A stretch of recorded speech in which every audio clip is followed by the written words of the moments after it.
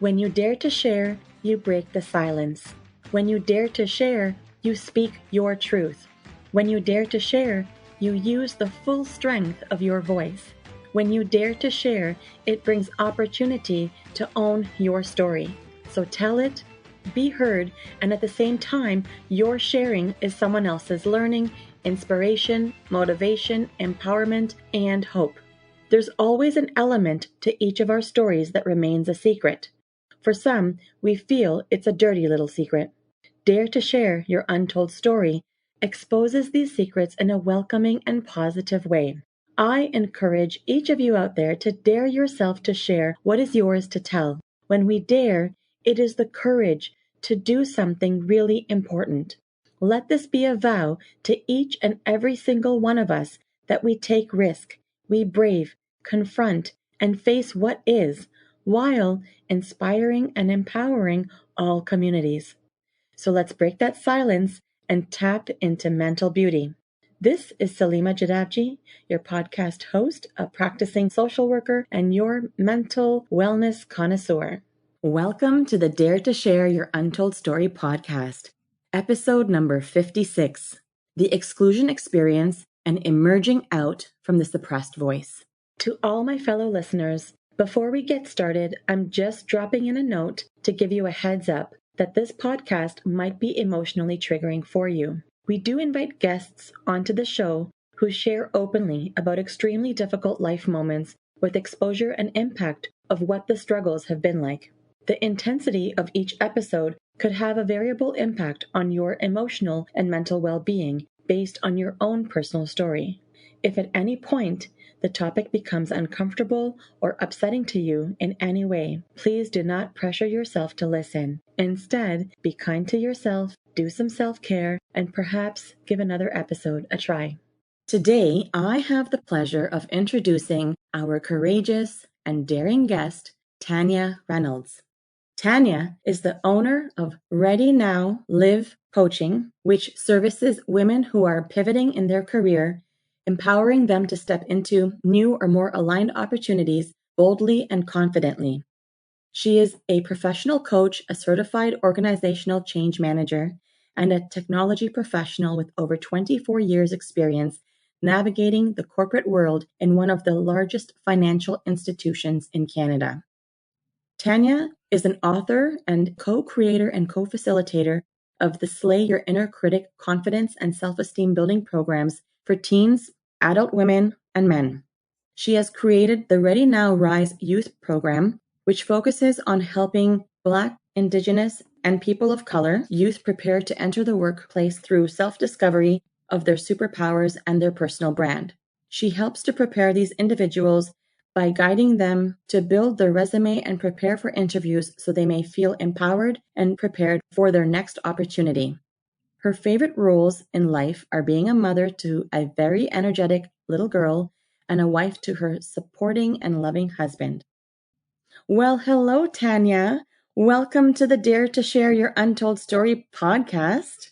Hello, how are you? And thank you for having me. Oh my goodness. Tanya, I am pleased to have you on the show today, and I am absolutely grateful for your willingness to tell your story. I'm continually encouraged when I am met with guests who really allow me to draw from strength and support and inspiration, from the stories that are shared on this platform. And so my belief is that it is important that we take a stance together to help break barriers of mental stigma. Thank you for this opportunity. I think it's a great platform that you've created to allow individuals to tell their story, because we've got a lot to share, and sometimes we don't have that platform or that space to share our stories. So thank you. I'm glad you see it that way, that we have a lot to share. That's encouraging for me, for sure. And Tanya, in case you're still wondering, or if other listeners are still wondering, this podcast is really about bringing forward untold stories that people go through, whether directly about a mental health struggle or something else. And one thing we know is that no matter what the story is, there is impact to one's own mental health in some way, which remains tucked away. So this platform, it really serves as a way to break those barriers of mental stigma that have been conditioned in our society.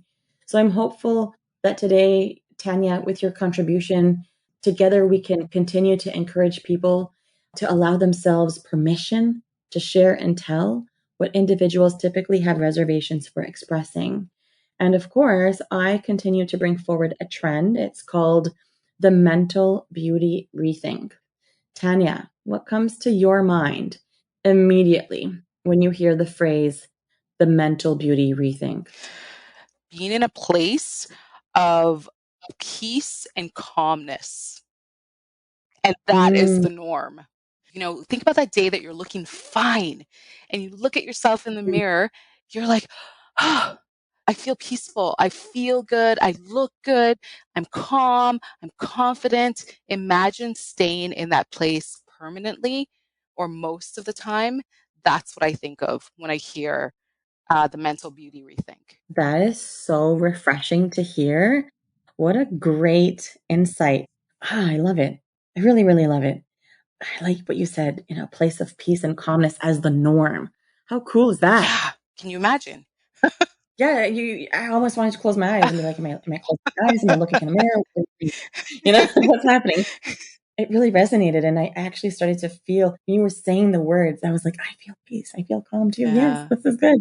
Really, really love it. Such a great take on it. It really excites me when I get to hear guests sharing about their take and their perspective on mental beauty. There are so many rich interpretations, and I really enjoy how these words interlace into so many themes that people have been able to bring forward and bring to my attention. It's just lovely. It's lovely to be able to get everyone's perspective, and yours is very much appreciated. Thank you. So, I'm itching to get started, Tanya. How are you feeling about this? I'm excited. Okay. Excited. Okay. There was a bit of pause there before the word excited, but I'm going to just take your word for I'm smiling. it. You can't see me, but I'm smiling. Okay. Okay. I feel the smiling now. I feel it in the voice. All right. Okay, Tanya, give us the newspaper headline of how you would title your untold story. How would it read? Fear to fierce. Fear to fierce. Okay, like that's loaded. Okay, so that's recognizing that the suppression of your voice or of my voice led me to a place of fear. And then thinking about losing my voice and the journey to getting it back. And now it's being fierce. Like you cannot shut me up. Like I have found the voice and I'm good. You found it, and you're good, and you're fierce, and it was a journey. Exactly. And so, fear to fierce, it's like talking about a process, right? There's like a process there. I'm hearing you inch towards. Definitely a process, consciously or Yeah. subconsciously. It was actually that's what it was. Hmm. Okay, Miss Tanya, tell us what your untold story is all about. Give us the lowdown. So I would say maybe 20 years ago, joining the corporate world, very happy. I was on my path to being a police officer and realized like guns and dead bodies were not in my future. And Right. so joining the corporate world as a young woman, as a young Black woman, taking on a role where it was dominated by a lot of alpha males. And so during that time losing my ability to communicate, like not just, oh, I can't think of what to say, like physically muted and losing that ability to speak in meetings, to have an opinion, just you name it, I Mhm. experienced it. So it's really about the journey of getting my voice back and being able to use it to help other women who may be experiencing the same thing. So tell me something, Tanya. You say getting my voice back. So are you telling me that you had a voice and then it disappeared? Had a voice and then it disappeared. And it disappeared in the figurative way. So you could still hear me, but you weren't hearing me. So paint a picture. So what was like the Tanya like who had a voice? How did she show up in the world? What was she like? Vibrant, Vibrant, loud, happy, not shying away from being on a platform. I remember in grade 8, I was valedictorian, and like that carried through to high school and to college. Just being that outgoing individual that Mhm. was fearless, really. Mm. So you were fearless.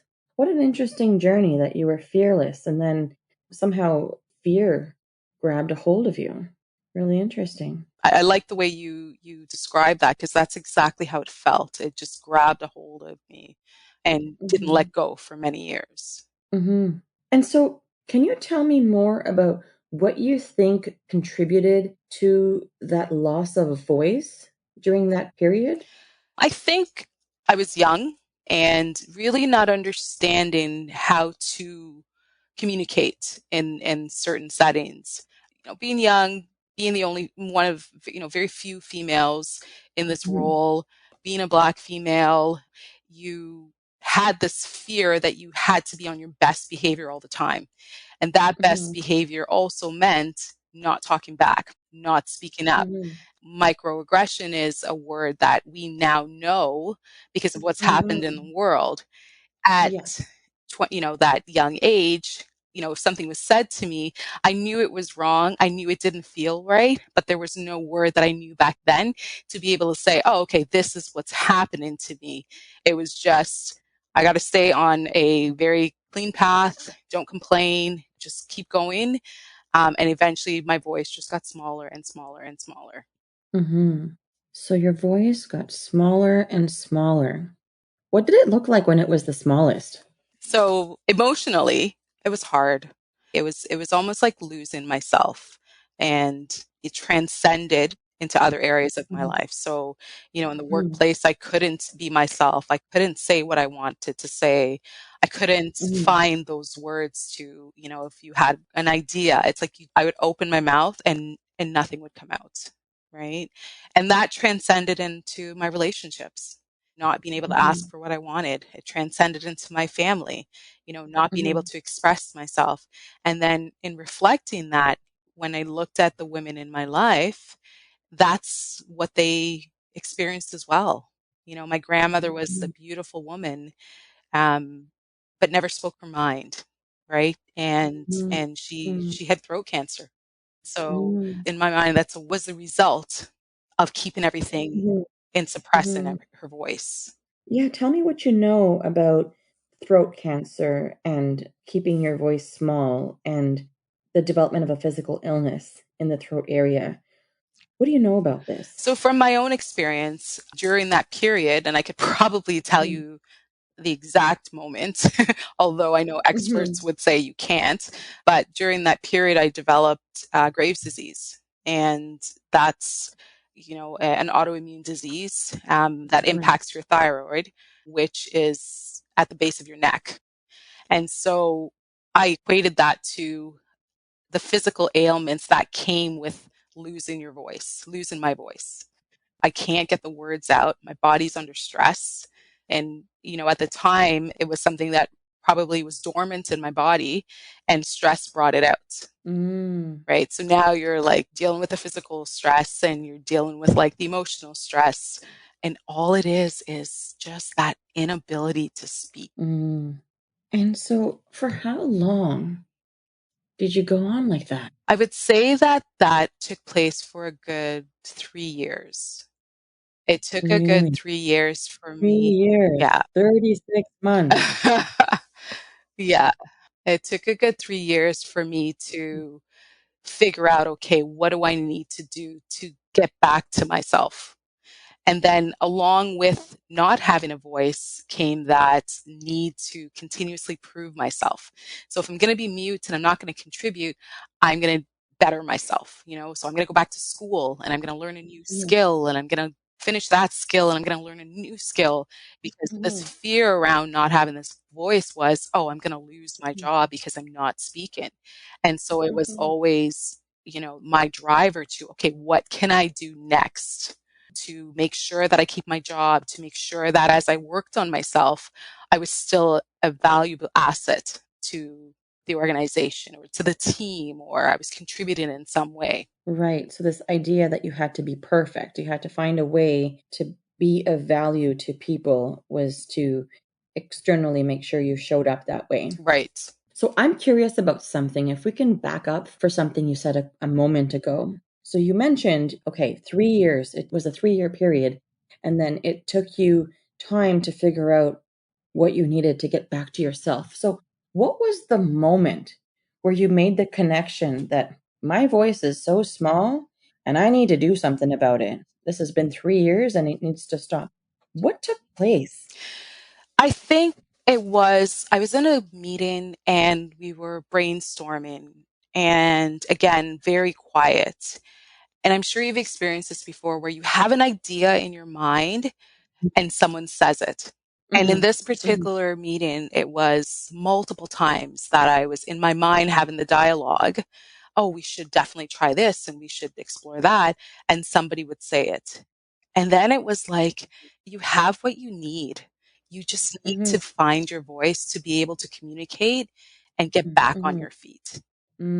So that was your moment of realization That that, was like my aha. It's like yeah, the constant searching for, what do you need? When are you going to be good enough? right. That was my aha moment where it's like, you are good enough. You really just need to Mhm. be able to find your voice, articulate it, and move forward. So how do you remind yourself on a regular basis now that you are good enough? I love that. Um, many ways. I do my affirmations. Like, even as a coach, I'm very transparent. We still have to do the work because that inner critic comes up, Mhm. when you're least expected. Oh, she can be Yeah, fierce. There's a fierceness in fear too, right? And we need to make sure that that's clear in your mind, that the fierceness of fear doesn't bleed into the actual fierceness that you've sort of developed for yourself to conquer and move away from those maladaptive ways of thinking and feeling and being. exactly. Exactly. Mhm. And I think that's why coaching is my passion, because I think of Mhm. that time where there was really no one there to tell me differently. There was Mm. no one to say, Mhm. you are enough. Look what you've accomplished. And then in my mind, I'm like, there are other women out there who are experiencing this, right? We Mhm. need to get them to be fierce as well. This is why coaching for me aligns so well, because it's like, I want to prepare you for your next step, Mhm. right? Mhm. And understanding your superpowers and understanding what you're good at. Once you know that, nobody can take your voice away. Mhm. Mhm. Yeah, it's such a powerful epiphany.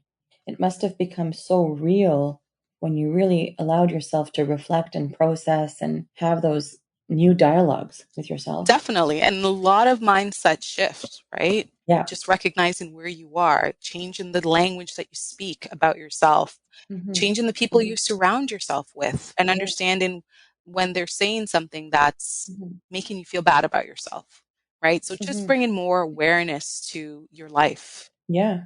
Yeah. Now you talk about this theme, the microaggressions and feeling excluded and having to work with alpha males in that corporate environment and the inner critic, showing up boldly and the suppressed voice. And you talk about you've made some real good connections with how it was showing up in that environment. And you touched upon a little while ago about how it did transcend in all your other relationships. Can you speak to the other relationships a little bit? Like, so when you say it showed up, with whom? Well, What did you notice? Well, I would say it showed up in my personal relationships, Yeah. and it's something has gone wrong, or I'm not getting what I know that I deserve, and just not being able to communicate that Can you give an example? in my relationships with friends or with a partner. If they're not communicating well with me, or they're not treating me the way I wanted to be treated, then I wouldn't say anything.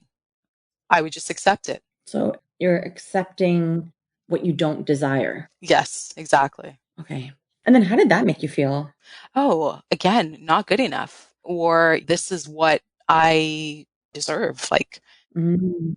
You went from not good enough to saying to yourself, I guess this is what I deserve. this is my destiny. Oh, this is my destiny. I don't have a voice. I can't Mhm. correct this. And so I guess this is how it's going to be. I can't correct this, so I'll just embrace it. Yeah.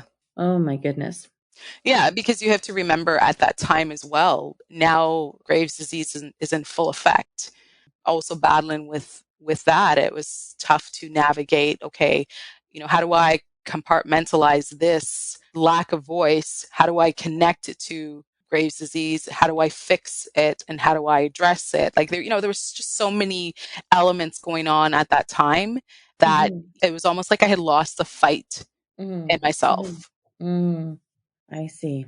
Earlier, when we first started chatting, at some point when you were introducing your story, you talked about how you learned how your grandma also didn't have a voice and, she battled with throat cancer and you talked about how all the stress that was brought out and she wasn't speaking up for herself.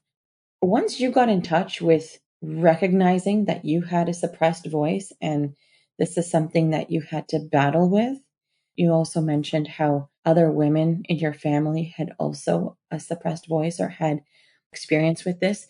Did you start having open conversations with them? Did anything change in the dynamics once you started to relearn about getting your voice back and taking charge of that voice? Did you start having discussions and conversations? Yeah, definitely. A lot of conversations with, my mom and trying to understand, how we got this way. I mean, we're from a Caribbean family. We know that as kids, we're seen and not heard. Some of that does not go away as you get older, and so my Mm, grandmother's from mm, that era where you're seen and not heard. And also you take care of other people before you take care of yourself. Trying to get to the root of why we're like this. There's so many reasons, but I understood the foundation, and in my mind, I thought to myself, I needed to go a different path for myself, building a new foundation. building a new foundation, breaking the cycle. Mm.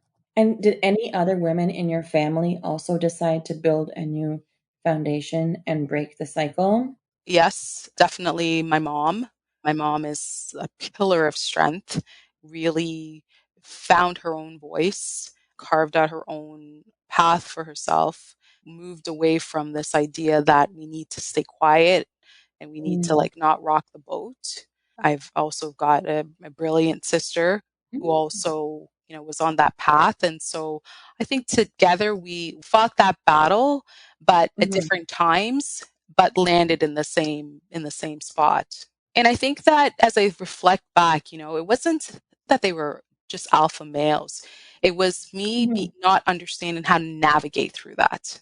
Because you get that environment anywhere, but it's not knowing how to navigate. You didn't have the skills. Yeah, So right. now you're in an unfamiliar territory and you don't have the skills. So you didn't Exactly. have the right equipment to then be able to navigate that, right? That's like if you're going to go scuba diving, right? You need your scuba gear. And if you're going to go Exactly. down in the water, you're not going to make it. Exactly. You're going to need to come up quicker. You're going to run out of oxygen. It's not possible to manage that without right gear, without the right Exactly. equipment, right? So there's no blame being placed outwardly. I'm not hearing you say that if that's what you're worried about. I'm hearing it that, everyone has their own contributions and can influence your mood and your thoughts. And that's how our stories and narratives sometimes get started in terms of being created. And then we start believing them without checking out the facts at some points. Hmm. And so people can definitely contribute to our experience. I'm hearing you boldly, loud and clear tell me that I didn't know how to function in this way. Hmm. I had a different cultural upbringing. I flourished and I had this bold and wonderful, outgoing, enthusiastic, energetic personality that allowed me to be free. But then there's these environments that were so new to me, right? Because that's something you said right at the beginning. Yep. I was new, I was really young in the field. Hmm. And then you were not just new and young, as you mentioned, you were female in a corporate sector where there weren't as many females. And then being a woman of color, right? So you had all these added pieces and you Hmm. didn't have the skills. Some of them are soft skills, but some of them are skills that we were never exposed to, knowing that they had to be learned. Right. You didn't even know there were skills that needed to be learned. That's what I'm hearing you tell me. Hmm. That's exactly it. You didn't know Okay. that they needed to be learned. Yeah. Yeah. I didn't even know that was a thing, right? Yeah, Like it's exactly. That's what I'm hearing you say. So hopefully I got that. So I have a question. So when people come to see me for therapy, Tanya, individuals, they're typically in like one of three places. Some people are getting started in their journey to like discover themselves and figure out, what parts they want to start working on, or how they need to like navigate a situation. Some people are in the middle where they're in the thick of something, maybe something acute, and they're in a different sorting journey. Or some people are looking back, either trying to gain closure, they're trying to move forward, they're trying to build a new chapter in their life, and they're recognizing what some of their unfinished business is. So, my question here is, what part of the journey would you say that you are in? Would you say that you are getting started, in the middle, or looking back? I would say I'm in two places. I would say I'm in the middle, and I would say I'm looking back. And I would say I'm looking back because I'm still refer to those experiences as part of my Mhm, coaching. And I'm very aware that people still experience that today. mhm, All right. mhm, And I do have to draw on those experiences in order to help people. So, in that way, I'm looking back. And in the middle mhm. of it, I just think that it's also that awareness again, because Maintaining your awareness of exactly. life and the trials and tribulations and the different pieces that come up in your journey to Right. date. Right. And Mhm. navigating it, right? Like, I mean, Yeah. it's being aware and also learning how to navigate through it and Mhm. also using those skills that you've learned over the years to make sure that you don't lose your voice again. I don't lose my voice again. Yeah. And so what do you do to ensure that you don't lose your voice again? What do you remember? Like, there's gotta be like a remembering toolkit that you have for like making sure that this area stays clean. What do you do? I consistently look for opportunities to step out of my comfort zone. Ah, okay. I consistently raise my hand to do something that I haven't done before. It's almost like I'm always on my toes because I'm always trying to reach for Mhm, that opportunity to mhm, use my voice and not fall back. I mhm, surround myself with individuals who are positive and who are also on the same journey. mhm, mhm, And mhm, then I continue to empower as many individuals as I can to say, hey, you have it. It's yours. You own it. mhm. Don't lose it. Mm, that's beautiful. So that's really pivotal for you. I'm sure, like, if you're reminding yourself of those things, that must keep you on track for sure. Definitely. Yeah. Definitely. You're always striving, right?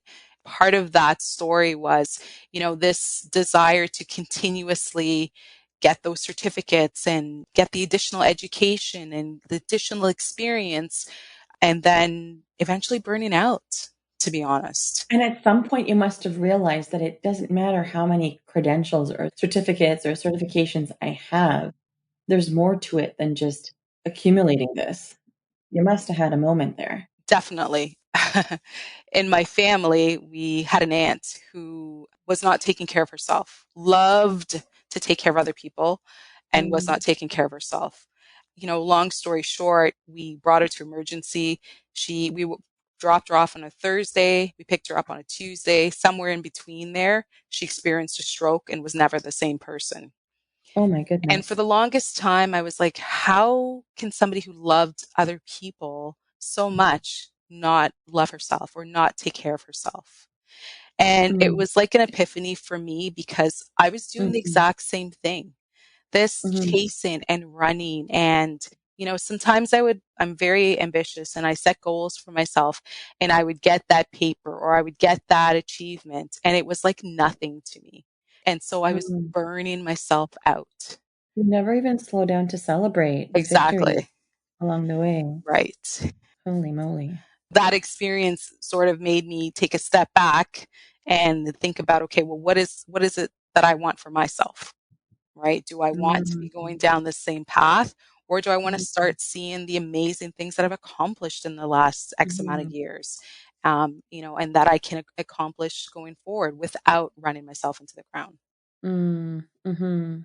You became super aware of what burnout would look like and looks like, and you took your aunt's journey and you looked at your own, and you saw the parallels and what you could do differently. Definitely. Okay. So, Tanya, I'm curious about how your untold story has affected your mental health. We talk about all the different experiences that you had being in these new environments and your narrative and the experience of microaggressions and exclusions and the voice that was there and then it was gone and having to find your way back to it and claiming this fierceness that you have in your present day. But at the time, if you can recall, how was your mental health affected? It had a big impact. It had a big impact on the way I saw myself. It created a narrative of not being good enough constantly, which resulted in striving for, I wouldn't say perfection, to be honest, but just, I actually don't even know what I was striving for. Were you just trying to prove yourself and show people your worth outwardly? Like, see me, I'm worthy of your time. I'm worthy of your, was it anything like that? I think it was definitely trying to prove myself because you just felt like you were not good enough. Mhm. So, and then the inner critic, imposter syndrome, like you name it, like Mhm. that was the experience at that time. Yeah, and that's where I sat for many years until I was able to say, okay, now I need to get it back because this is not the person who I am, Mhm. who I have been. Mhm. And so I need to get my ish together. Mhm. Mhm. And what emotions do you remember experiencing at the time? A lot of sadness and a lot of fear. Okay. Definitely a lot of fear. Fear consumed me. Mm. You're consumed by it. Do you feel like you missed opportunities because of the suppressed voice? Yes, 100%. Job opportunities, Mm. opportunities to move up. It's almost like it was paralyzing. I think that's the only way I can describe it. Okay, so tease that out for us. When you tell me paralyzing, I think of not being able to move, right? So tease that out for me. So it's not being able to speak. It's Okay. what are your thoughts on this? And I have no thoughts on it. I can't respond to you because I'm afraid it's going to sound dumb. I'm afraid that people are going to laugh. I'm afraid that it's not going to resonate. Lots of worry thoughts and lots of self-doubt. Definitely.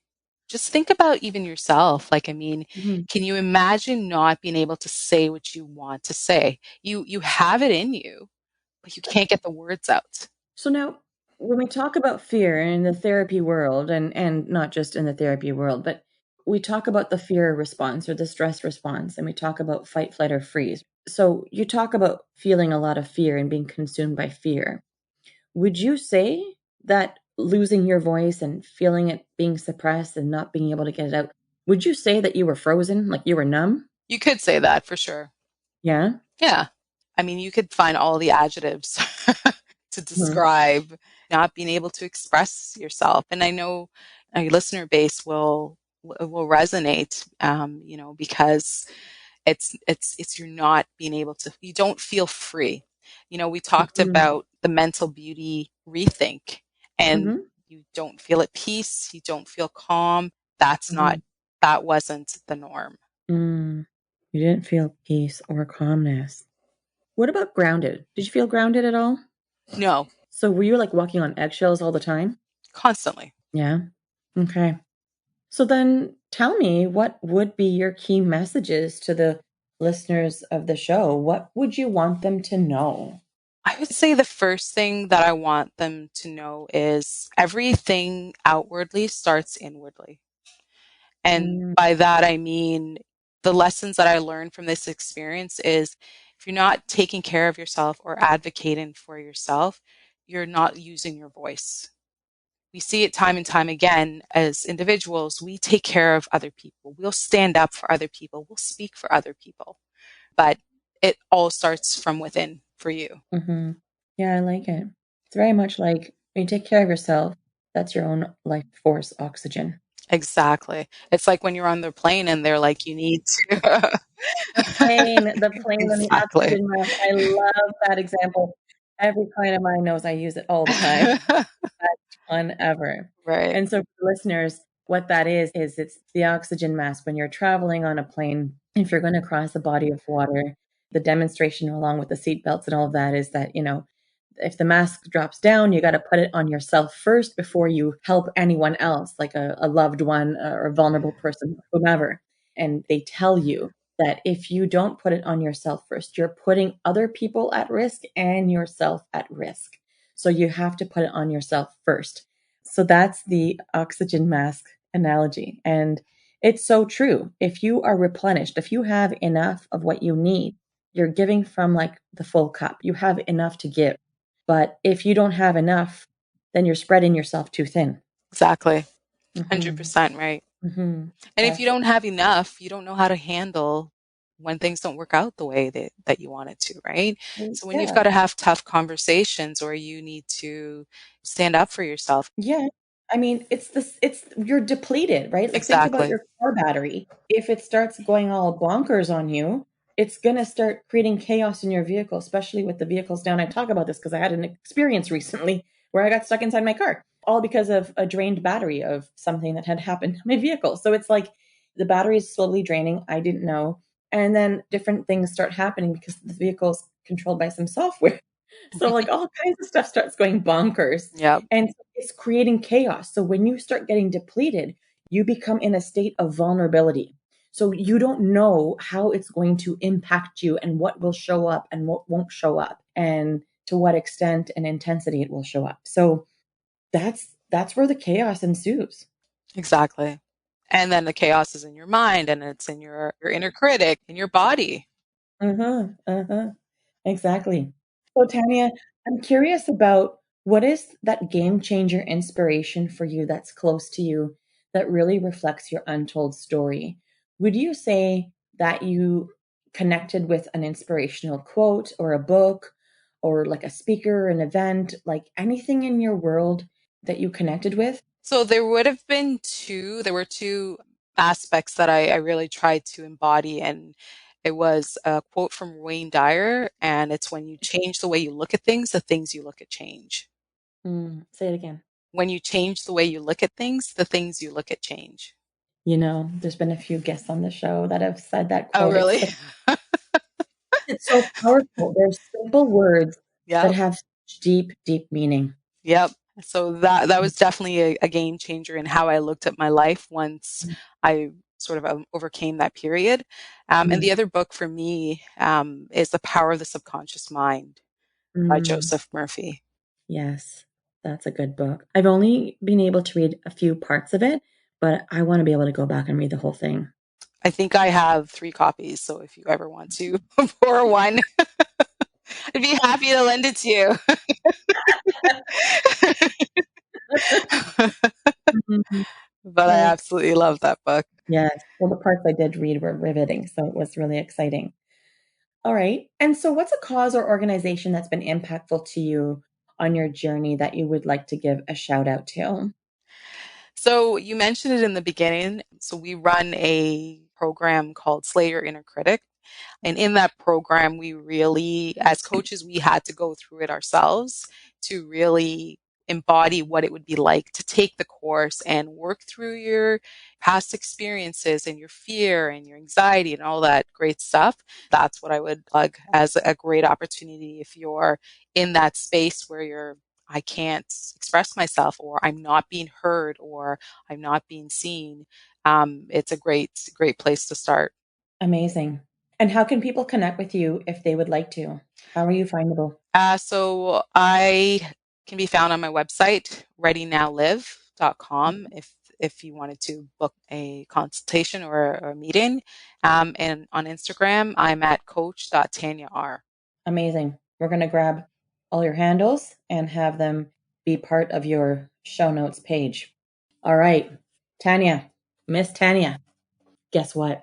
What? You, my dear, have just dared yourself to share. Congrats. Well, thank you. This is Yeah, a quite a you did it. positive experience. So I do appreciate you for having this platform and allowing individuals to come and share their, as you say, their untold story. And I'm glad to hear that you said it was a positive experience. And Tanya, I also want to tell you that I'm actually really grateful that you took this as an opportunity to step out of your comfort zone and raise your hand and say, okay, I'll do that. I haven't done a podcast before. Okay, cool, I'll do that. But I also want to acknowledge that today you have told a story that is vital for listeners to hear. And I'm touched that you took the time to share about what it is like to experience those exclusions in the workplace and learning about what microaggressions mean and how all of these experiences manifested in your life, and you being able to articulate how it completely changed your personality and how the suppression of your voice became so intense that it showed up as a health ailment. It was also really interesting to hear about how themes in your story have a generational parallel to it as well. So, thank you for your deep conversation and for all your daring and sharing. Thank you so much for having me. Amazing. And once again, Tanya, thank you for being part of Dare to Share Your Untold Story and helping to be a voice in breaking down the barriers of mental stigma.